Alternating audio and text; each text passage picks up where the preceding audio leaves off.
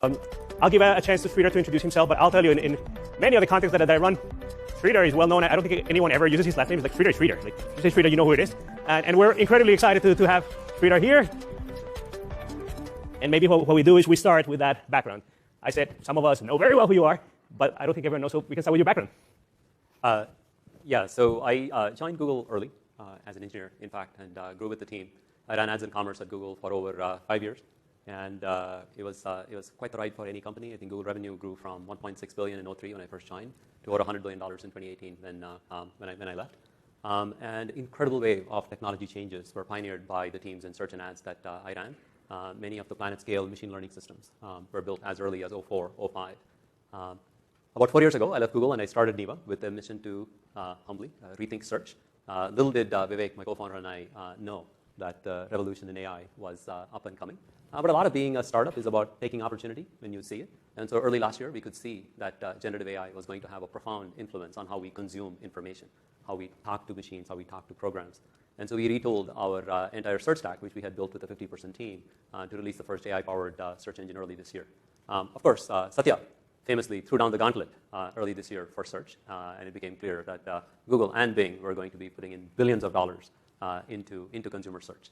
And so Vivek and I came to the conclusion that we really would be better off taking a lot of the skills in data processing, in large language models, done inexpensively. You know, we were a well-funded startup, but we could still only spend $10 million a year, not $1 billion a year. And then when we looked around to who could be a great partner for us to take the journey forward, Snowflake was head and shoulders above everybody else that we talked to. We talked to a lot of folks, but we had amazing conversations with Benoit, Thierry, Christian, and Greg, and of course with Frank. And here we are. We are 4 weeks in, and very excited for what has been done, but much more importantly, what is possible. You know, for me, AI, the non-hype part of AI, is really about fluid language interaction between humans and computers. I think it is really hard for us to understand how much of a profound influence that's going to have on all of the software that we're going to be using. But it very much feels like a right place, right time. So you were at the forefront. I think you built a search engine leveraging LLM before anyone else. Is that factual? That's absolutely correct. We set a high bar. We didn't know ChatGPT was coming. But when we played around with language models, hallucination was a real problem. At one level, like middle of last year, it was clear that you could give a 1,500-word blog to one of these models and have it do what's called an abstractive summary, a summary not done by picking out words, but by actually abstracting the concept in the blog and turn it around in like a second. It's real magic because like humans, we just can't read that fast, for example. But on the other hand, if you ask models questions about things that they were not really sure of, they would just hallucinate. They would make up stuff. So the bar that Vivek and I set for ourselves was that the AI answers that we provided, they had to be referenceable, meaning we needed to tell our readers where this information was coming from. It had to be real time. The world keeps changing, and so you can't have 2021 is the limit of my knowledge. And also, it needed to understand authority. And the way we did that was by using a phrase and a technique that's now, I'm sure, familiar to all of you. It's called retrieval augmented generation. A way to think about that is LLMs combined with tool use. Just like humanity and culture exploded when we developed not only language but also tool use and the ability to therefore then convey this tool use through generations. Similarly, there's a revolution happening with large language models where they have incredible linguistic power, but they're also savants. But when you combine them with tools like search, the ability to call APIs, there's going to be a big revolution in how we get information, how we consume information, and hopefully also many real-world things like how we go about purchasing things. But that's a whole other story. Multiple sectors are going to be disrupted in big ways. Most definitely enterprise data, which was part of what excited Vivek and me. Yeah. So I think you and I were chatting recently that in the hype of Gen AI, which we know, as Sridhar just said, it's a technology that's going to disrupt and change. But it's often lost, this notion that these things make up stuff sometimes. I think you and I were commenting on people ask ChatGPT and then go and verify with Google search. Yeah, I mean, even now, it's a common thing with me. I pay for ChatGPT. I have it on my home screen. By the way, I forget who it was that said it. It might have been our friend Brad Gerstner, who said like, hey, listen, if you don't have ChatGPT on your home screen, you're like behind the times. But I have ChatGPT on my home screen. But have to go through a process of trying to figure out, is this question mainstream enough that I can actually ask it of ChatGPT and get an answer that I can trust? Or if it's obscure, I have to worry that it'll just manufacture something, and I have to go and verify. Just the other day, I was asking it for. This is just a random thing that happened. I listened to a song. I was like, oh, tell me the characteristics of this frog that was playing. It completely manufactured an essay for what this frog was. It had nothing to do with the structure of the music. But these are solvable techniques, and I feel we are just on the threshold of being able to solve it. But it's really language models, tool use, how we orchestrate them together. It's a little bit like the early internet. You're on the threshold of something magical. You can't wait for it to show up. Okay. So then maybe tell us a little bit more about the team. Niva team and the technologies that you bring, because it's a very unique, world-class team and technology you put together. Yeah, so this was a team of 50 that built a search engine from scratch. We crawled the web at at a scale that we imposed on ourselves, 200-300 million documents. We have crawled many petabytes of data as a single team, paying for S3 storage. We ran an index that was 6 to 8 billion pages, and an incredibly low-cost system that costs on the order of a few $100,000 to be able to serve web search traffic. But we also had to pick up really, really important skills last year through this year, and this was driven by the fact that yes, we did not have access to 5,000 A100s. That was out of even our budget. As I said, we were a well-funded startup. We were spending $10 million on OpEx, but them fleets of 5,000 A100s cost a bit more. A100 GPUs, which are in short supply. Roughly think of them as 8K a pop. And so if you're like, I want 8K a pop per year. If you're like, you want 5,000, do the math. That's $40 million. You're like, that's not going to happen. So what we did a lot of was we began to understand things like you can do with fine tuning, you can do with human feedback, problems that can be solved by much larger models. And so we pioneered a set of techniques in what's called transfer learning, where you really can use the output of large models in order to train small models. That is, again, a profound change for how models are trained, because I've done evals for the last 20 years. A lot of Google search quality, ads quality have all been based on humans very painstakingly labeling stuff. But a lot of companies, certainly Niva, but also Google and OpenAI, what they're doing is they're taking the very largest models, taking their output, as then training data for the smaller models, which get to be just as good as the big models for specific classes of problems. We also had to pioneer a whole bunch of techniques in order to make them fast. I'm sure some of you have used Sydney, and I've openly expressed frustration with Kevin Scott, the Microsoft CTO, that Sydney is so slow. That's because it runs on a very large model. So we also did a whole bunch of techniques to speed up inference. But these are, again, the building blocks for how you go about using large language models in practice. Part of what is really exciting now about things like Snowpark containers is that we took our original fine-tuning scripts for some of the problems that we were solving and worked with the Snowflake team over the last 2 weeks, mind you, to be able to push our fine-tuning script into a Snowpark container, so where we can download a model from Hugging Face, we can fine-tune it and have the output be stored somewhere.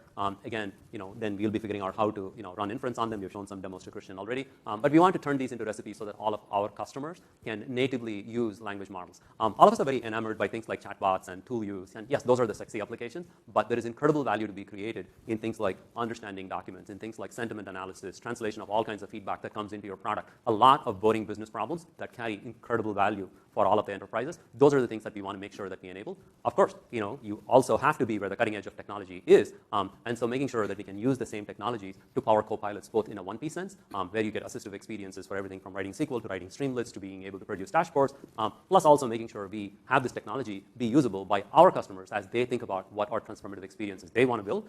So these are all in our roadmap. We're like kids in a candy store, pretty excited. Yeah. And by the way, that's super important for all of you, which is even though on the surface, oh yeah, Niva is consumer search, is Snowflake getting to consumer search? No.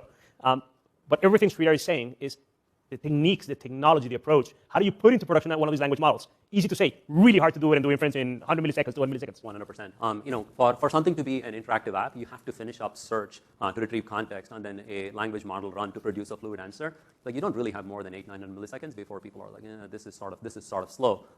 And to create high quality experiences needs a lot of deep technical expertise. But again, something like Snowpark containers is the ideal vehicle for us to be able to take some of these, as I said, turn them into recipes that our customers can use. And there's a lot here. Yeah. One last comment on the applicability of what Niva built is think of use cases like search for a marketplace. And Sridhar and team already pointed their crawler into the marketplace. Tell us about some of the things that you showed me, which is incredibly amazing. Yeah, I mean, as I said, language models have hallucination problems. Language models have authority problems. An increasingly important layer of software that is going to exist between us humans and the language models is going to be this piece that sits on the side that is going to provide context for the language model. In the context of Niva, the consumer search engine, this meant that we would run search on whatever it is that the user typed, but we would also make sure that we took care of like intent disambiguation. A word like Swift, for example, has all kinds of meanings. Obviously, it means fast, but it's also a banking code. There's a laptop with that same name. It's a programming language. Taylor Swift. Huh? Taylor Swift. Yeah, well, there's also Taylor Swift. But disambiguating so that you can feed the right context into the language model becomes important. So expertise in doing really good retrieval and clustering is a fairly important part of how you make a language model work. In fact, all of the cool kids that are doing startups these days, they operate on what's called a LangChain, Pinecone, OpenAI kind of stack, where Pinecone is the one that's used to do vector retrieval, LangChain is the orchestration layer, and OpenAI is the model. It's a cheap way to get a nice demo going, but you need industrial strength versions of this. So on the marketplace, for example, we just hooked up a retrieval engine to crawl all the entries off the marketplace, combined it with the language model, and all of a sudden you have an interactive app where, to quote Jensen from yesterday, you can basically talk to the marketplace. But we want to enable this on other subset of docs to be able to do the same thing for analytical questions that you might have on your data. But it's the same technique. You set context, and the language model understands the context to answer your questions. Yeah. So we are incredibly excited to have Sridhar, the broader Neeva team, the technology, the expertise they have. We wanted to have Sridhar here just to give you a glimpse of what's in front of us that has not been shared at the conference. And it's super exciting, and thank you for joining us. Thank you, Christian. Thank you all for your time. Thank you, everyone. Now, I'll introduce Chris Degnan, Chief Revenue Officer. And I'll let Chris introduce our customer guest. Thank you.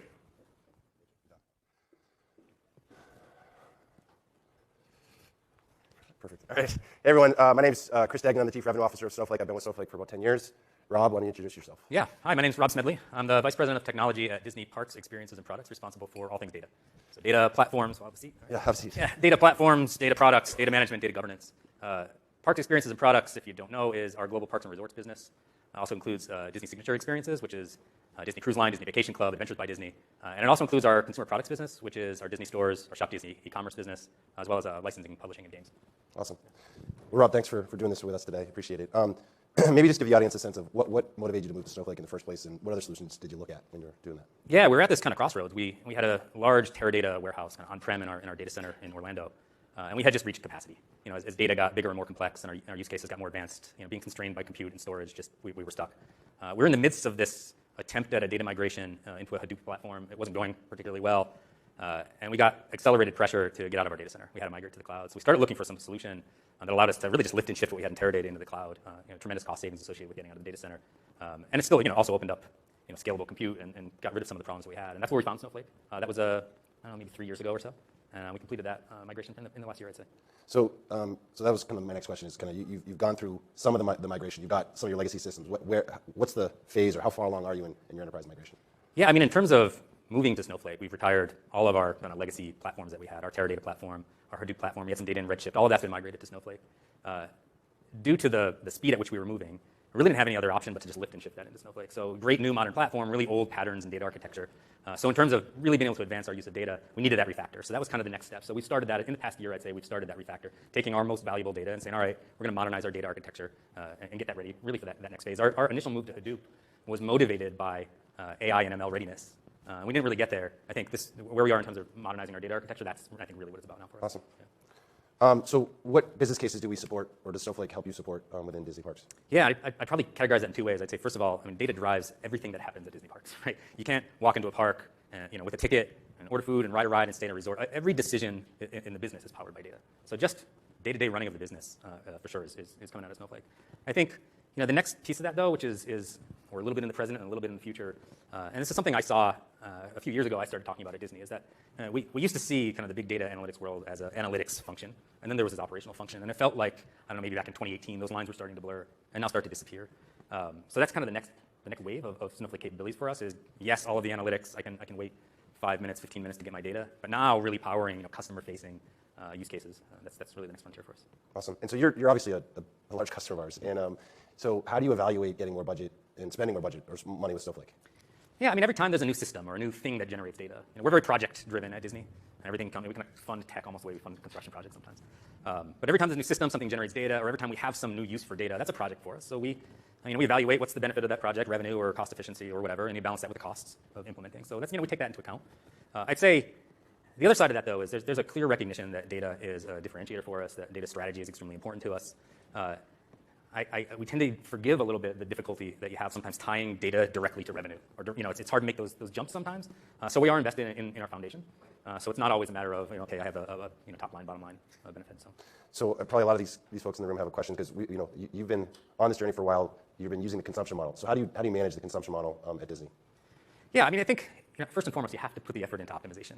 When we did our lift and shift from Teradata to Snowflake, and we did this eyes wide open. We had code that was probably written in 2005 that we're lifting into. If you expect that to run efficiently, it's not going to. You're going to have to do something to make it run efficiently. So you do have to put that effort in. when we first did that migration, we were like 2-3x what we thought we were doing. We had no idea how to estimate, and this maybe a slight panic, but a reassurance. We knew this was going to happen, but it didn't take long for us to make incredible gains in optimizing and controlling those costs. And in the process, we got very mature in our modeling of how expensive is this new thing going to be. It's very easy for us to now predict. I know what this is going to cost. So we're able to make those decisions pretty well informed. I mean, it's important, I think, as you guys scale your business, you have to be able to budget accordingly, and you guys have done a good job of that. Okay, so where does Snowflake actually sit in your data management stack? Yeah, I mean, right in the center. So Snowflake is kind of the core of what we've designed. We run Snowflake in AWS. So we tend to use some native AWS components to get data in. We use Kinesis and Amazon's data migration service, things like that. We have invested in Alation as our data catalog for data governance. I'm very, very bullish on dbt. I think as someone who comes from a very traditional software engineering background, kind of the shock that I had when I got into the data space years ago was like, wow, the engineering practices that I'm so used to, I don't see those in the data engineering space. And with tools like dbt, it's really enabled us to use Snowflake and also have CI/CD and test automation and all these things that were kind of second nature to us. We have other tools that we look at. We're looking at dbt, Big ID to help us with compliance and governance, things like that. So great. And all these are Snowflake partners, which is great. So you just heard Sridhar talk about Gen AI. What's your perspective at Disney Parks around generative AI? Yeah, I mean, it's real. I mean, there is a ton of hype around it, and there's a lot of work to, I think, be done to see the big revolution come. But I do believe it is one of the most disruptive innovations that we've seen. Top 3 disruptive innovations in my lifetime for sure. So it's a very real thing, and we're absolutely. I mean, Disney is a company, especially parks, that was built on the idea of innovation. We're absolutely looking at Gen AI and hope to be a leader in that space. But first, focus on the data. And I talked about how we're in the middle of that kind of refactoring of the data, that cleansing of that data, so it's ready. It's not ready today, and we can go and do some Gen AI use cases and be flashy, and everybody will be pretty happy with it. But we're going to hit a wall really, really quick if we don't first focus on the data. We kind of ran over here from Basecamp. I just finished a talk myself where I talked about if you don't invest now, or you haven't already started to invest in cleaning up the data, you have no chance. And every day that you wait, you're going to get farther and farther behind in that race. So that's I think really where our focus is today. So. Similar story that we heard today from Mihir at Fidelity. He said the same exact thing, so it's great to hear. The final question we have is, do you have any plans to adopt newer technologies from Snowflake, like Snowpark, iceberg tables, et cetera? Anything that's coming up for you? Yeah, a lot, and that last probably a little bit longer than it was maybe on Sunday evening. There's some pretty interesting things coming. I think iceberg is important to me. That external storage of data that helps me mitigate risk. Snowflake as a choice for our warehouse helped me mitigate risk because I didn't have to lock myself into GCP, right? I can go where I want in terms of cloud, having cloud flexibility. External storage of data gives me flexibility and risk mitigation in the storage of my data, and that allows me then to take bigger bets on some of these new products, some of these new features that are coming out in Snowflake. I can go harder into some of those, knowing that I'm mitigating my risk elsewhere. So that's really big for me. Streaming for sure. As those operational use cases get more and more important. It used to be 15-minute latency, it was okay. Then it was 5, then it was 1. Now we've got to move faster, so we'll be early adopters of Snowpipe streaming. Snowpark for sure. We are very big on data applications and data products, and I think Snowpark gives us a ton of capabilities there. I'll be very interested when Unistore is when we're ready for Unistore, because I think that's going to be a big innovation, especially as we're going towards those operational use cases. So Christian, we have to type faster. Yeah. So yeah, Rob, I think we love. At Snowflake, we love customers like you who are actually willing to try our new technologies, give us feedback early. So thank you for the partnership, and we look forward to continuing to partner with you in the future. Yeah, thank you. All right, thank you. Thanks. Awesome couple of days, ton of innovation on display. I've got one for you, Christian, and one for Mike. Christian, you put up a simple yet powerful slide showing in 2014 disrupting analytics, then disrupting collaboration, and now you're disrupting the development of AI ML apps. How does your prior disruptive innovations in separating storage from compute and data sharing uniquely position Snowflake for this next wave? And what are the milestones and metrics we should look at to appraise your progress in AI apps? And for Mike, your long-range guide, in the past when you've talked about it, you've explicitly said that you expect to be growing 30% in fiscal 29. Just want to clarify if that expectation has changed and if that at all impacts the margin update that we see as well. Thank you. Want to go first? Sure. Oh, you want me to go first? Oh, I'll go first. I removed that because I don't need 30% growth to get to the 10 billion in 2029. So I don't expect it right now to be 30% in 2029. Be close to it. Some of the architectural innovations from the early days of Snowflake, you mentioned separation of storage and compute, are foundational to everything else we're doing, to the 3 waves of innovation. Data sharing, which is the collaboration disruption, would not work as well and as magic as it is without that separation. Same thing happens for applications. Our vision is we want to have a common data substrate and all sorts of apps working in it.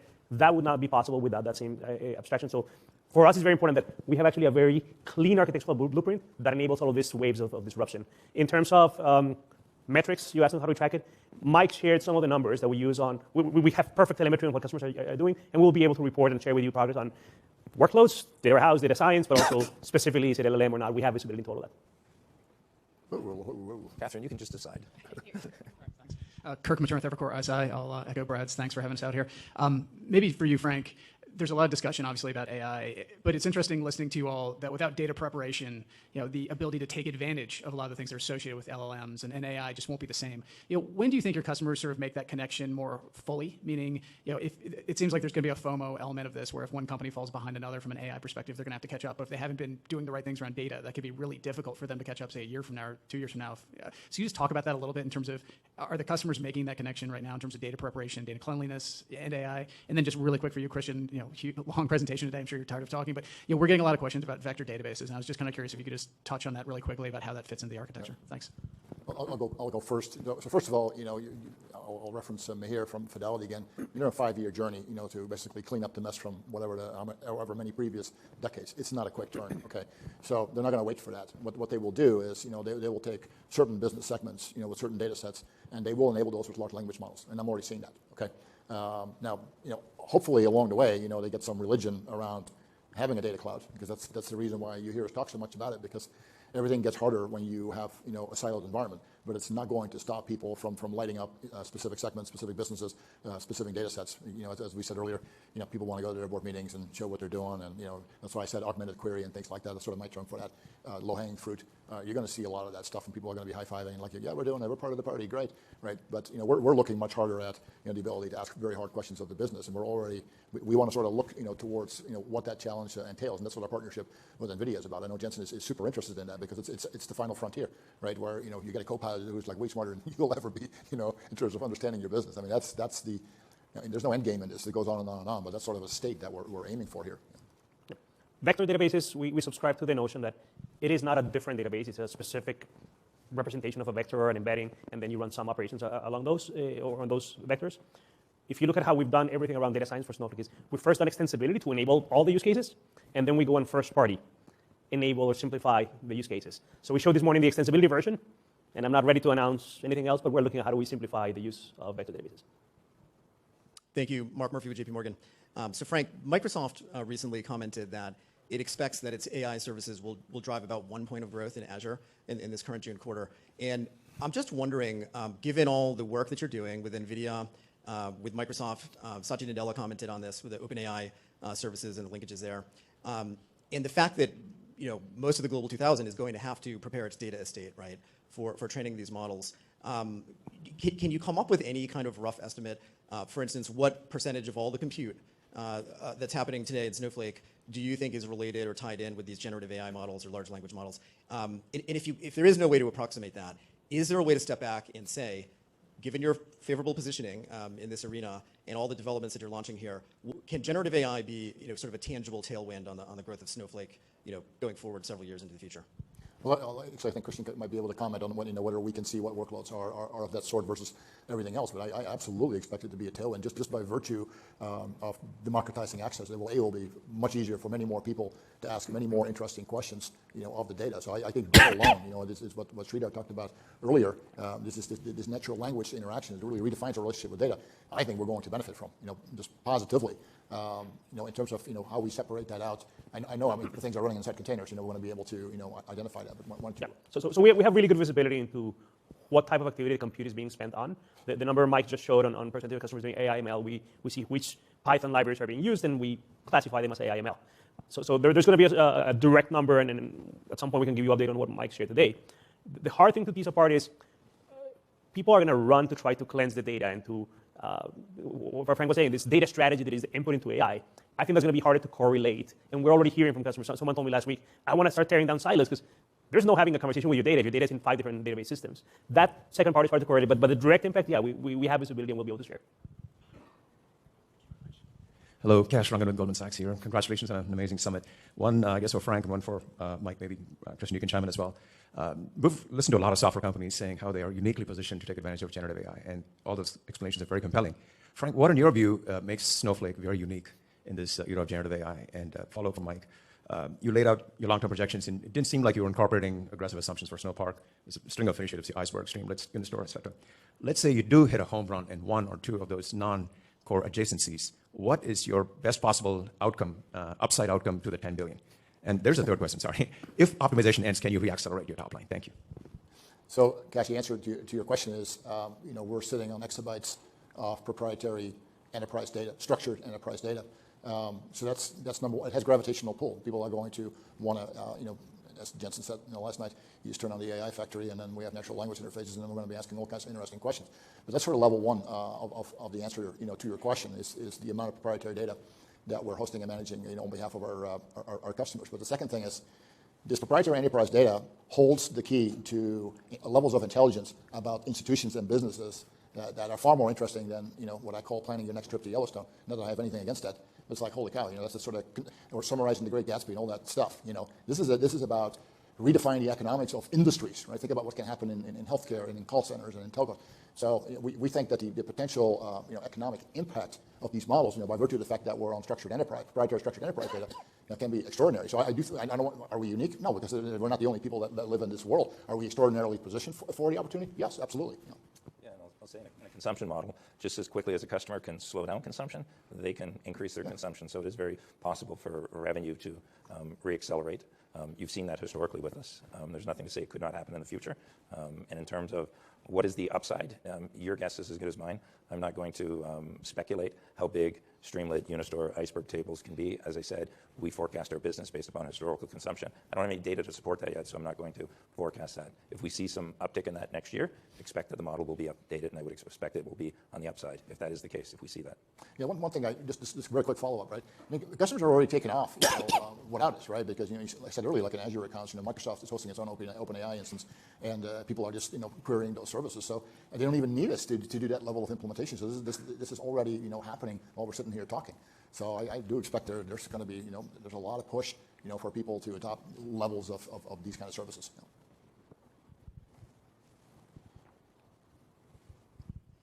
Hey, thanks. Michael Turner with Wells Fargo. Appreciate all the content and the time the past couple of days. I wanted to spend time on the industry cloud strategy. You had the 8 clouds up on the go-to-market segmentation. That's been a clear point of focus on the product side over the past year. So I think the question is, do those help in terms of current positioning around some of the AI conversations that are coming up? I'd imagine customers are looking for industry-specific ways to solve their data problems. And so I'm wondering if already having those cloud industry-focused products is at all helping jumpstart some of those conversations. Thanks. So I'll comment. First, look, the industry clouds, they really shape the contours of the data estates, okay? Because it has, like in financial services, the S&P and FactSet and all these different people that are part of it, and through Cybersyn and people like that, we're really augmenting, enriching, even weaponizing data. So that all becomes part of the contours that people then can enable that with these large language models. So I think it will have an effect on that. I think the industry data clouds are really important because the network effects, which are incredibly powerful, and obviously we've seen that in financial services, very pronounced. But I'm expecting this in supply chain management. It really means all the manufacturers, all the retailers. That is a huge part of the backbone of the economy. We're going to see tons of network effect there just to get visibility and understanding of supply chains, which we historically, have not had.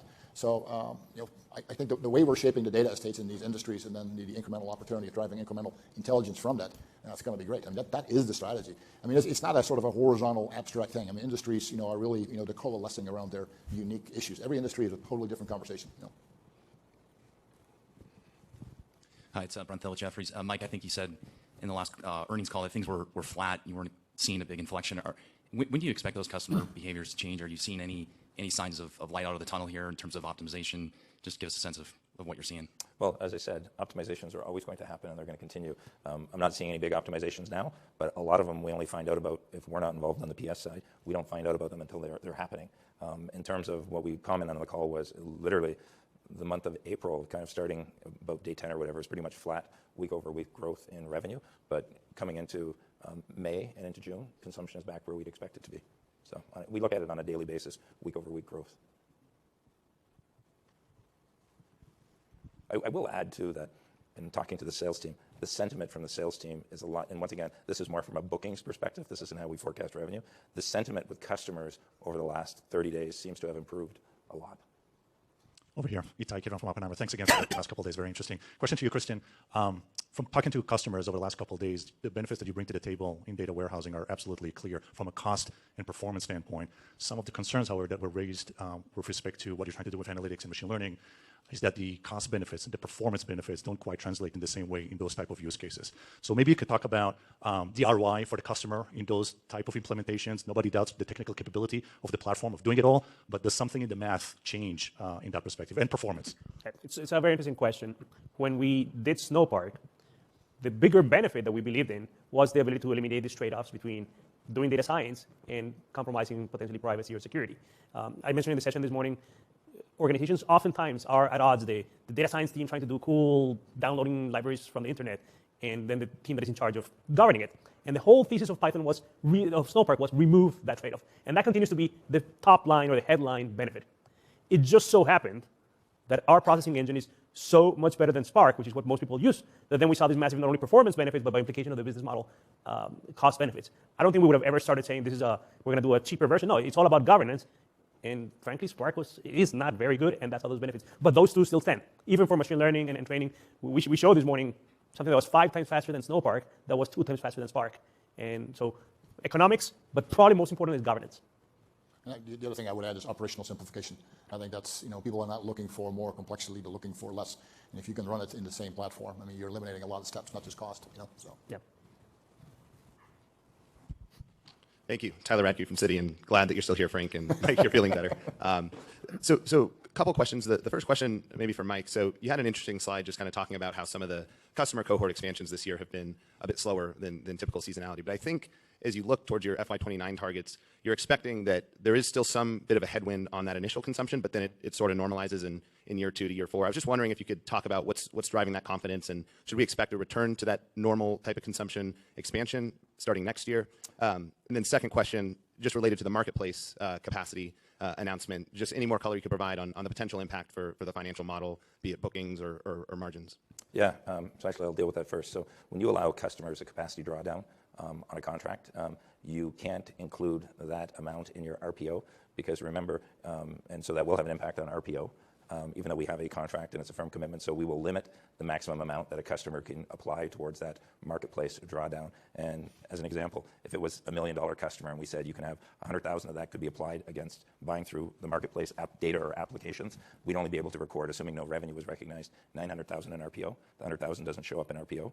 And when the customer, if they consume, say, 50,000 of that 100,000, the only thing that hits our revenue is the revenue piece that we take, because it's a pass-through to the customer. So say we made 4% on it, we'd only record $2,500 in revenue. We wouldn't get the 50,000 in revenue, is the way the accounting works for those marketplace deals. Because we're actually not reselling, we're just being the intermediary and collecting the cash on behalf of the partner. And now I'm going blank on what your first question was. Repeat it, please. Yeah, just around the normalization yes, of yes. patterns. So, one of the things that we would see historically, that year 2 cohorts, their consumption just spiked. And what a lot of that was with customers just trying to move their data as quickly into Snowflake. And there was a lot of inefficient usage of that data. And what we're seeing now with customers, a lot more discipline. They have been hiring people that have lived through Snowflake migrations to be with them. So I don't see quite that same ramp in the early years. Yes, it's still ramping a lot, but they don't expect that. But what gives me the confidence in the net revenue retention expansion, you saw the Global 2000, that stayed pretty consistent. I expect the Global 2000 to be a much, much bigger percentage of our overall revenue by 2029 than it is today. And those guys will continue to grow for years. Yeah, let me add just one thing to this, because I sort of see this happening in, for example, large financial institutions. Some of you are representative of these institutions, so you probably know how this works, right? But they plan over 3, 4, 5 years. They have an extremely disciplined, regimented, rollout. And it frustrates the hell out of our salespeople, by the way. They're like, holy shit, we're going to make money here, right? But they're like, no, we're on our plan, and they are methodically marching down the field, and nothing is going to distract them. But I will tell you one thing, it is going to materialize. It is just not a wang, bang, quick, I'm pushing it into the end zone. That, you see less and less of that. In large institutions, that is not how they operate, Thank you, Brent Braceland, Piper Sandler. I actually wanted to drill down into this push into apps and AI. Mike, for you, specifically on monetization. Should we think about Snowpark as the primary vehicle to monetize apps and AI, or is it broader? And then for Christian, can you talk a little bit about and clarify the app ambitions? I think of Snowflake being an app development platform. Unclear if Snowflake might want to build their own apps as well. So just clarification there. Thanks. I think they're both questions for Christian. Okay. I'll take it in reverse order then. Will we build our own apps? We've had the conversation in many contexts. Right now, the horizontal opportunity is so large that we would much rather have partners go and develop that for us. Maybe at some point there's a category where we want to go and do more ourselves, but right now it's partners primarily, and literally the 3 of us have this conversation every so often. What was the first part? I'm sorry? So Snowpark is the runtime of our app stack, whether it's Python, Java, or containers. That truly is what drives the bulk of the compute. There are other parts that play a role in our app stack, Streamlit, which is how you build the UI, but Streamlit itself runs on Snowpark. So I would say it is fair to say that Snowpark is the core engine for the app platform. It is at the end of the day what we will monetize. And I think you said in different forums that if all of this plays out the way we think, you could see at some point the revenue from the app runtime, Snowpark, be larger or comparable or meaningful to what we see on the data side. Yeah, one thing I would add to that, and it was kind of interesting to listen to Mihir, the CTO from Fidelity this morning, because he said, look, there's data engineering and there's software engineering, right? And data engineering is Snowflake, software engineering is Snowpark. There's function and there's data, and there are two hemispheres, right? Now we have, in my opinion, beautifully integrated these spheres. It is beautiful. It is beautiful, and we like beautiful. It's important that it's beautiful. We're not hackers, okay? But I think it's important for you to have an appreciation that we're addressing the function in addition to the data, which is a massive scope expansion for us as a company. But we think this is really important in the cloud because, when we were living, on premise, we'd access databases, ODBC, JDBC, because you had a security perimeter around it. People weren't worried, right? But in the cloud, who's managing that? It has to be you, right? So you can no longer say, like, oh, it's not my problem. Well, sooner or later it will be your problem. So we took a highly secure, high trust, posture towards that. So it's not just a function; it's the way that we allow that function to be delivered, is what this is about. So my belief is that software engineering is a much bigger deal than data engineering. If we set off this renaissance in software development that I talked about this morning, because that's sort of how I think about it, because we have so lowered the bar in terms of investment, in terms of all the things that have to happen for you to build and sell a software application, you're gonna get this orders of magnitude software explosion because you just now can. You don't have to put any money up front. 2 men and a dog, you can build something in 4 days, put it in the marketplace, sell it, monetize. All they got to do is cash a check, right? That's really what we're trying to do. We're trying to redefine the software engineering sphere from what it historically has been because we think the cloud enables and allows that. So I just want to give you a little bit more, sort of background on how we're coming at this. This is, I don't want to say it's revolutionary, but it's definitely a really different take on software engineering from what it is.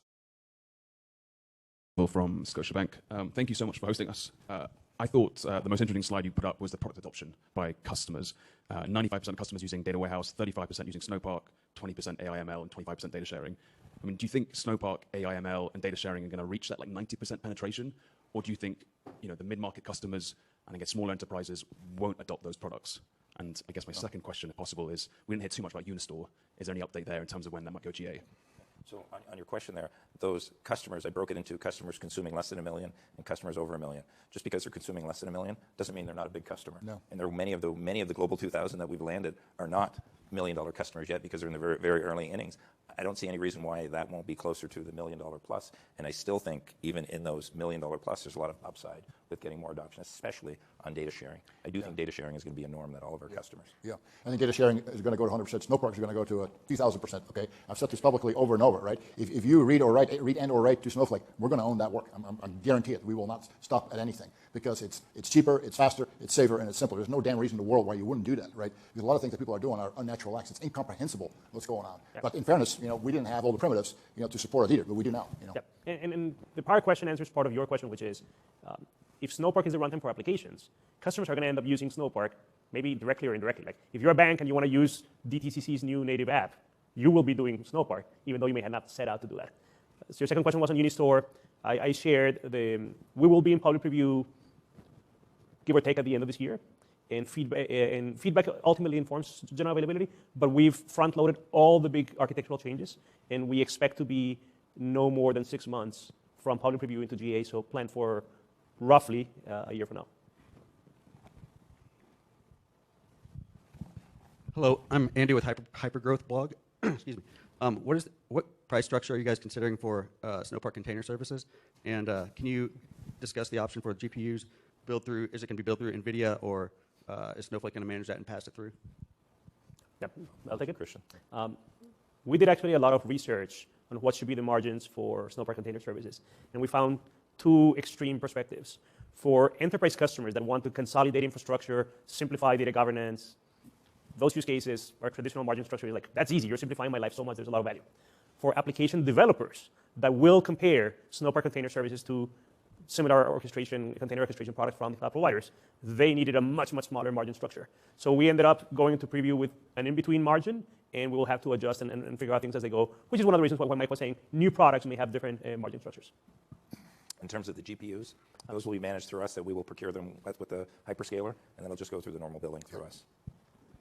The interesting thing now is with our buying pattern at power at AWS, we get easier access than many people to GPUs, and they're really hard to get today. Yeah, because that's actually important because, if you're, let's say Databricks, right? They rely on their customer to be able to procure the GPUs. What if they don't have them? we have some real, I mean, we're the largest ISV that Amazon has. And we're obviously one of the largest that Microsoft has as well. That changes the relationship. Hey guys, Brad Gerstner with Altimeter. Great event. Thanks for taking us so deep in all of this. Mike, I want to drill down on the 10 billion. I think you said we believe we can still get there. But when I listen to the drill down, I think less than 500 million of that, so less than 5% is going to come from Snowpark and de minimis from the other places in the forecast. So less than 500 million from that. We think that AI is going to be a general tailwind because every corporation has to cleanse their data, get their data into the cloud. So generally, we think that's a tailwind. Christian says Snowpark could be as big as the underlying, kind of data warehouse itself. So we all have to leave here and try to build a forecast. And the hardest thing I struggle with is if we thought core data warehouse was 10 billion before, and if we think AI is an accelerant, and you've got all these concentric rings now coming together around the core data warehouse, why still 10 billion? And why do you think, perhaps the exit run rate is not as high as you did before?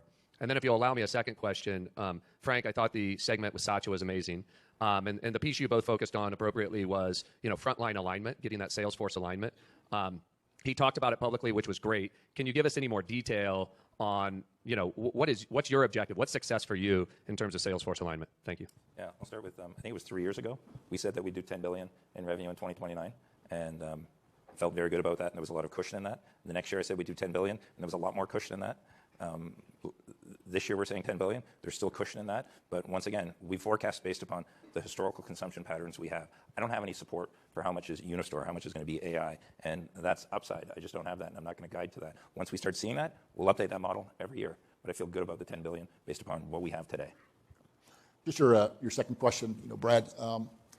We really wanted to get Microsoft to a similar place where AWS is in terms of field alignment, incentives, how people are getting paid, and so on, because we know that model works. And when I say that model works, look, we compete, okay? We win the technical wins a lot, okay, most of the time.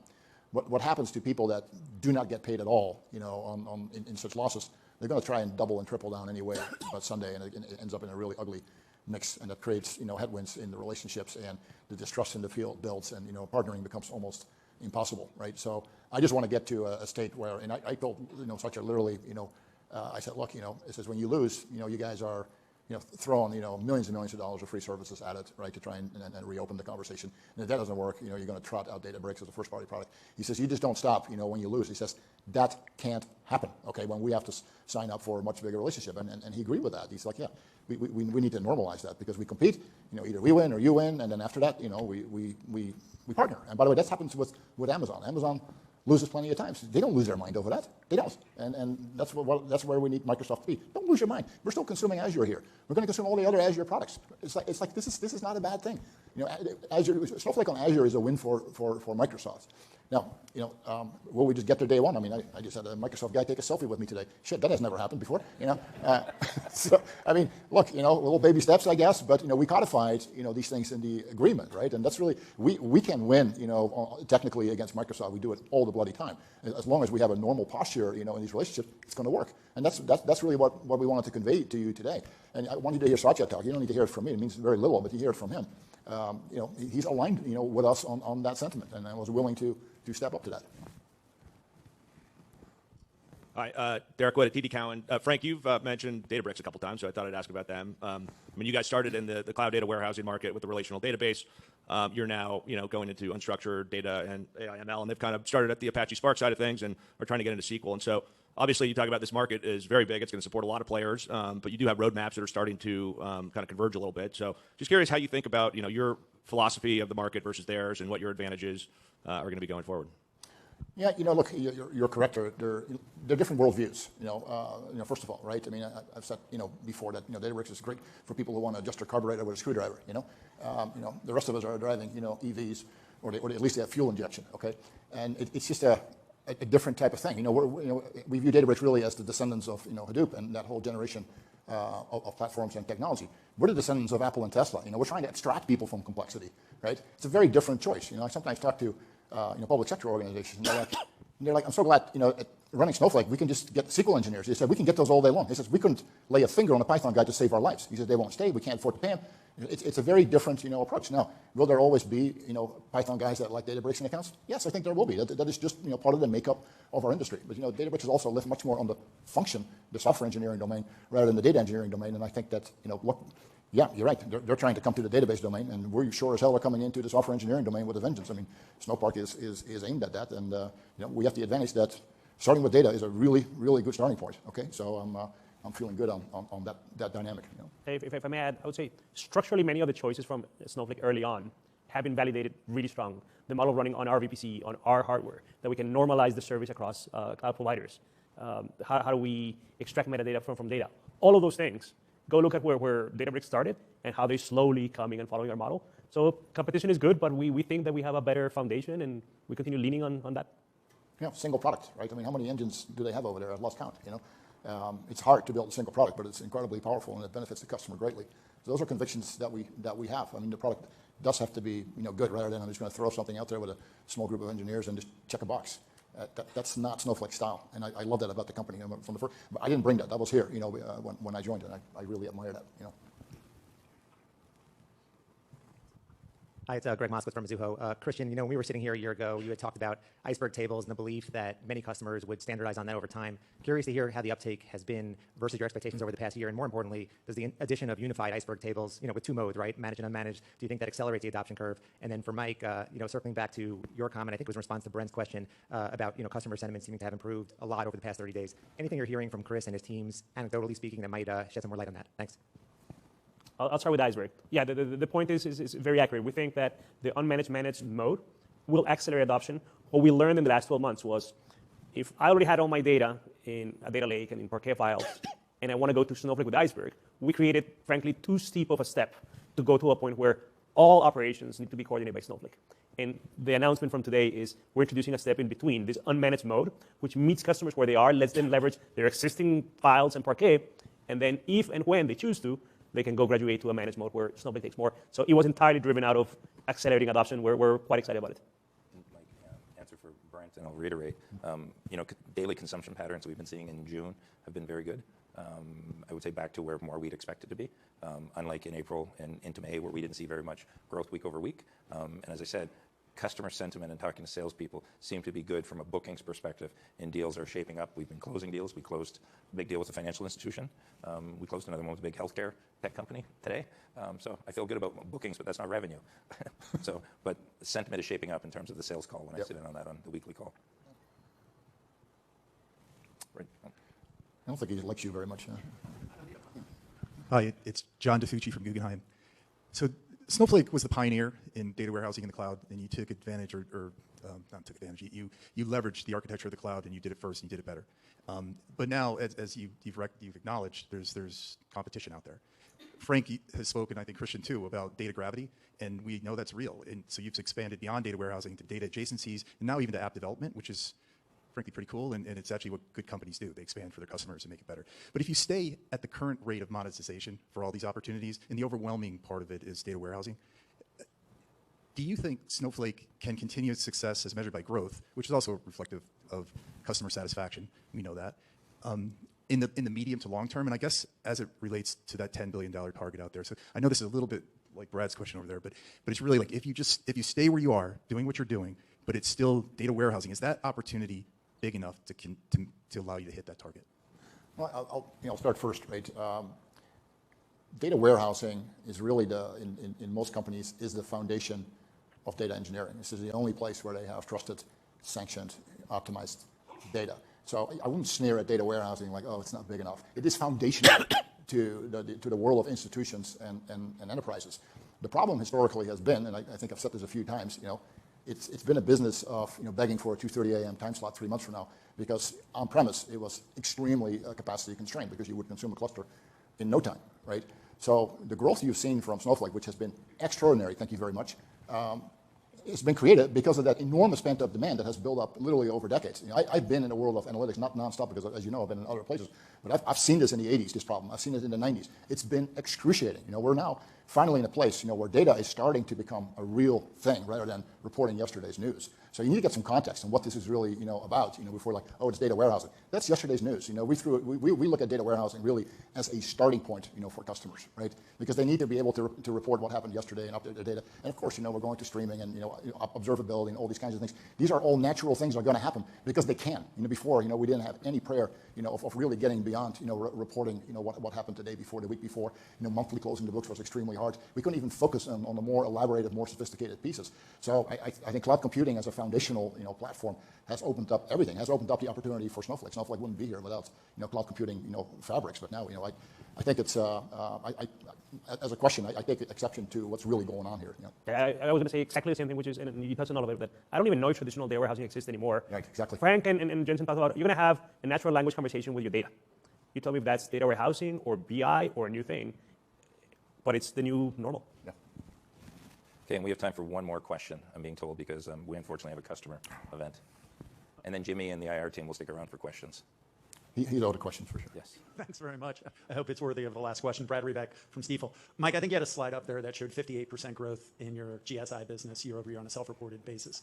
A couple of weeks ago, you announced a new head of alliances, Tyler Prince. So what's the opportunity there? Obviously, he comes with tremendous background on the app side from Salesforce. So how should we think about that playing through? Thanks. Sure. So, Tyler has very good relationships with the large GSIs, whether it's Accenture, Deloitte, EY, and others. And we think the GSIs are going to be very important. Those GSI practices, we're already seeing kind of inflection with an Accenture. I think in Q1, we booked over 300 million, and Accenture was our number 1 or number 2 in Q1. Once again, these are self-reported numbers. But there's no reason why our top GSIs can't have $500 million to $1 billion annual practices, and that's what Tyler is, we're bringing him on to do. But it's not just the GSIs, it's also resale partners as well too, as we move into Asia more, and alliances he will own as well too in that group. I do think the GSI relationships, and Accenture is a good example. I personally wrestle with these guys, okay, and especially Accenture, because they're growing like a weed. They're doing incredibly well, but they do it because they just bump into it, they back into it, because we are spawning all these projects, and because of their high level of presence, they go like, put me in, coach, and the business just takes off. But after a while, even the people at Accenture are like, Christ, are we organized here for Snowflake? Well, they weren't, right? There was nobody in Accenture who owned Snowflake as a business, and it's like pushing a rope, right? Now they've gotten to the point where they have taken a very, very senior person off another line of business that this is Snowflake. This is Snowflake only. It's becoming a business group. I cannot tell you how important that is in your relationship with SIs to get to the point where they become a business group, where they have targets, they have provisioning, they have to report on it on a weekly, monthly basis. Everything changes at that point. It's very, very nonlinear. So you got to do hundreds and hundreds of millions, with them, for them, before they start, paying any serious attention to you. And then we are now reaching these thresholds with these SIs. I think it's really important. Okay, and with that, thank you everyone. I really appreciate you guys making the trip here today, and for those of you on the call, thank you for joining us, and we will probably see you around later on tonight. Thank you. Thank you.